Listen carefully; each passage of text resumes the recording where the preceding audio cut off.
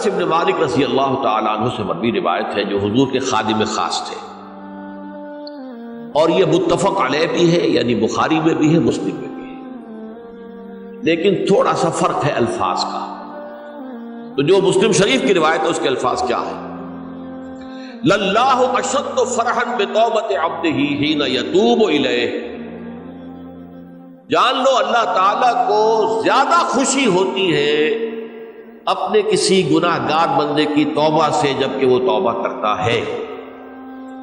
کس سے زیادہ ہوتی ہے؟ اب اس کی ایک تفصیل کی، من احدکم، ایک ایسے شخص سے بھی زیادہ بڑھ کر خوشی ہوتی ہے، کان علی راحلتہ بأرض فلات، کہ جو بہت ہی دور دراز کے اور سنسان علاقے میں سفر کر رہا تھا، فانتحرفت منہ، اس کی سواری جو ہے گم ہو گئی، وعلیہا طعامہ وشرابہ، اسی پر اس کا کھانا بھی تھا اور پانی بھی تھا، اونٹنی پر سفر کر رہا تھا، اسی پر ہوتا ہے راحلہ جو ہے راستے کا سامان، اچانک کہیں بیٹھا ہے تھوڑی دیر کے لیے سستانے کے لیے، کہیں اونگ آ گئی اور اونٹنی صاحبہ غائب ہو گئی۔ اب آنکھ کھلی اور اس نے دیکھا، فَأَيَّسَ مِنْهَا، تلاش کر کر کے مایوس ہو گیا، کہیں اونٹنی کا سراغ۔ اب ظاہر بات ہے کسی صحرا میں یہ کیفیت، اس کا مطلب کیا ہے؟ یقینی موت۔ فَأَتَى شَجَرَةً فَاسْتَجَعَ فِي ظِلِّهَا وَقَدْ أَيَسَ مِنْ رَاحِلَتِهِ، تو وہ ایک درخت کے نیچے اس کے سائے میں آ کے لیٹ گیا، گویا کہ موت کی امید۔ فَبَيْنَهُمَا وَهُوَ كَذَلِكَ إِذْ هُوَ بِهَا قَائِمَةٌ عِندَهُ، اس کی کہیں دوبارہ آنکھ لگی ہے، جو کھولا تو دیکھتا ہے اونٹنی تو موجود ہے، کھڑی ہے، تو وہ فوراً اس کی وہ جو رسی ہے وہ پکڑتا ہے، وَأَخَذَ بِخِتَامِهَا ثُمَّ قَالَ مِن شِدَّةِ الْفَرْقِ، اب جو اسے مسرت ہوئی اس کا آپ اندازہ کر سکتے ہیں، ایک یقینی موت کا معاملہ آ چکا تھا، اور اچانک اللہ تعالیٰ نے وہ کھوئی ہوئی اونٹنی جو ہے وہ واپس دلا دی۔ تو وہ کہنا تو یہ چاہتا تھا، اللہ تو میرا رب ہے، میں تیرا بندہ ہوں، لیکن جسے ہم کہتے ہیں کہ خوشی کی انتہا فرط مسرت میں ایسی زبان لڑکھڑائی، اس نے کہا اللہم انت عبدی وانا ربک، اے اللہ تو میرا بندہ ہے، میں تیرا رب ہوں۔ یہ کہتے ہیں یہ کیا ہے؟ فرط مسرت، جسے آپ خوشی کی انتہا، کہ جس میں انسان جو ہے اتنی بڑی خطا کر بیٹھتا ہے۔ اللہ کو اپنے کسی گناہ گار بندے کی توبہ سے اس سے بھی زیادہ خوشی۔ اب ظاہر بات ہے کہ تماثیل کس لیے؟ بعض لطائف، بعض حقائق اتنے لطیف ہوتے ہیں کہ ان کو بیان نہیں کیا جا سکتا بتمام و کمال، تو مثالوں کا سہارا لیتے اللہ کو کتنی خوشی ہوتی کیا سمجھیں گے؟ لہذا یہ مثال تو سمجھ میں آ گئی نا کہ ایک لقودق صحرا میں انسان سفر کر رہا تھا، ایک ہی اونٹنی ہے، اسی پر اس کا پانی ہے، اسی پر اس کا کھانا ہے، کہیں ٹھہرا ہے تھوڑی دیر کے لیے، اونٹنی غائب ہو گئی، اور اس کے بعد تلاش کر کے شمال مغرب جنوب ہر طرح دیکھ لیا آپ نے، کہیں اونٹنی کا سراغ نہیں۔ اب موت کے انتظار میں لیٹ گیا کہ اچانک دیکھتا ہے کہ اونٹنی موجود، تو وہ اس شدت فرح میں یہ کہہ بیٹھتا ہے اللہم انت رب انت عبدی وانا ربک انا للہ و انا الیہ راجعون۔ اب دیکھیے ایک حدیث وہ آ رہی ہے، اور اس کو یوں سمجھیے، اللہ تعالیٰ نے جو انسان پیدا کیے ہیں ان کے مزاج مختلف ہیں۔ ان میں کچھ لوگ ہوتے ہیں جو قوی ہوتے ہیں ارادے کے، جو فیصلہ کر لیا ڈٹ گئے۔ کچھ لوگوں میں وہ قوت ارادی اتنی مضبوط نہیں ہوتی، وہ ادھر ادھر سوچتے رہتے ہیں۔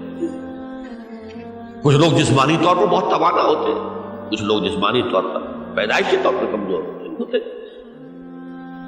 تو اگر کوئی قوت ارادی کمزور رکھنے والا شخص ہے، وہ بھی تو اللہ کی تخلیق ہے، اللہ کا بندہ ہے، خطاؤں کا ظہور ہو جاتا ہے، توبہ کرتا ہے، پھر کچھ عرصے کے بعد پھر خطا کا ظہور ہو جاتا ہے، پھر توبہ کرتا ہے، تو ہم تو یہ سمجھیں گے کہ ایک حد کے بعد پھر اس کی توبہ قبول نہیں ہونی چاہیے۔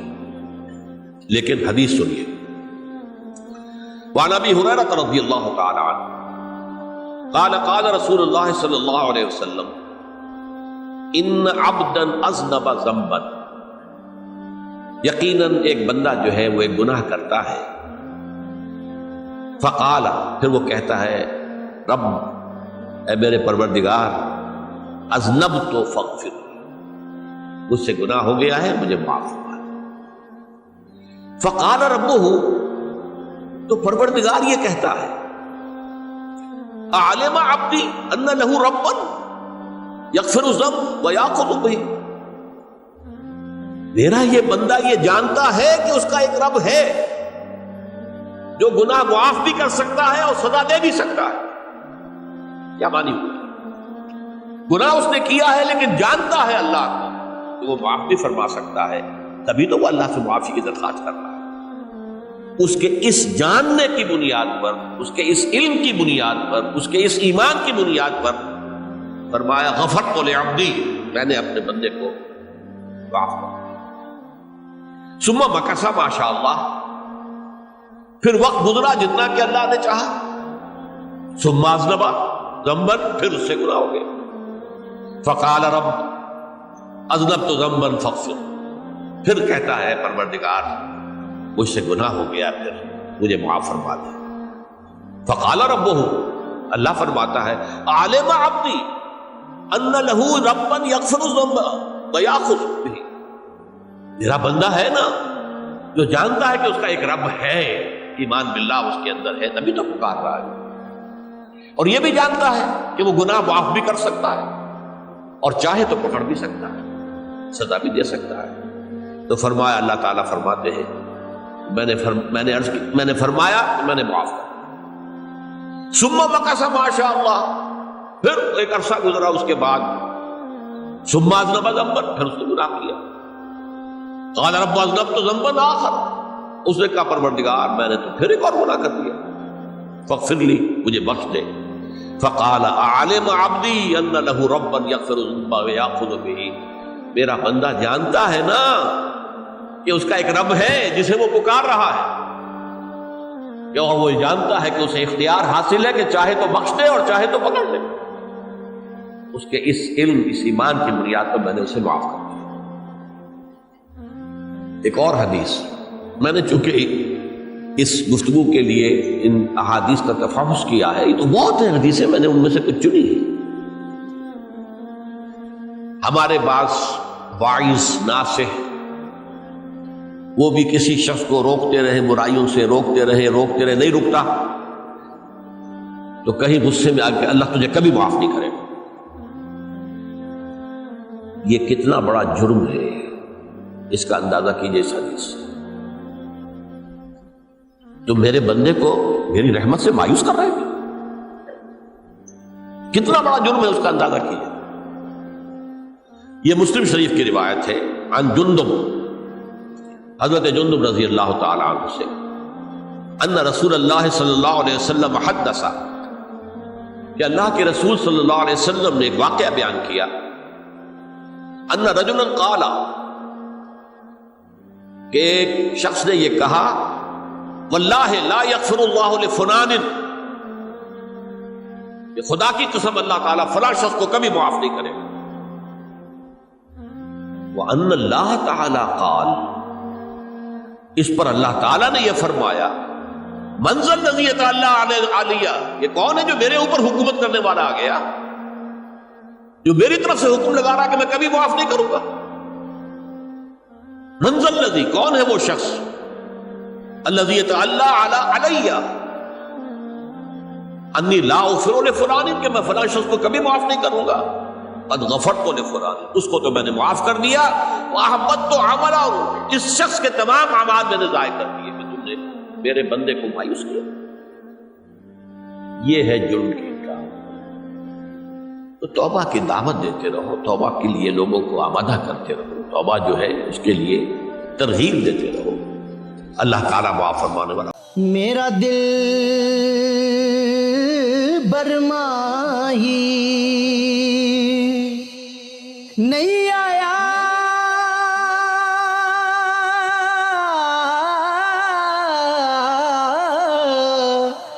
میرا دل برماہی ਮਾਹੀ ਐਵੇਂ ਬੋਲ ਨਾ ਝੂਠੇ ਆਕਾਂ ਤੂੰ ਝੂਠਾ ਤੇਰੇ ਓਏ ਬੋਲ ਵੀ ਝੂਠੇ ਤੈਨੂੰ ਤਾੜੀ ਮਾਰ ਉਡਾ ਤੂੰ ਝੂਠਾ ਤੇਰੇ ਬੋਲ ਵੀ ਝੂਠੇ